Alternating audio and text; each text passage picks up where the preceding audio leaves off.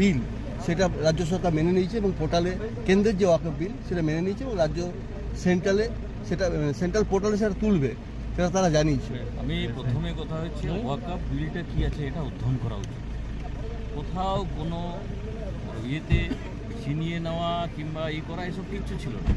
ওয়াকফ বিল একদম সাধারণভাবে করা আছে, যাতে দুস্থ সামান্য মুসলিম পরিবারের যারা ওই বিধবা কিংবা যে ডিভোর্স নিয়ে আছে কিংবা অনাথ যে বাচ্চা আছে তাদের চ্যারিটির জন্য কিছু সুযোগ সুবিধা করে দেওয়া, আর তাছাড়া কোনো কিছু ওয়াকফে কোনো পরিবর্তন ছিল না। সেটাকে এমনভাবে একটা প্রচার প্রসার করা হচ্ছিল কি যে আমাদের মানে বিশাল কিছু হয়ে গেছে।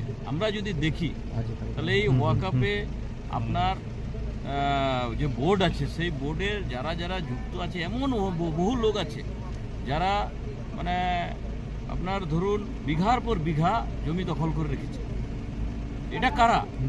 তাদের হাত থেকে মুক্ত করে এবং সামান্য ব্যক্তিরা যারা এটার পাওয়ার উপযুক্ত এরকম মুসলিমরা যাতে সুযোগ সুবিধা পাক সেই জন্য সংশোধনী আনা হয়েছিল।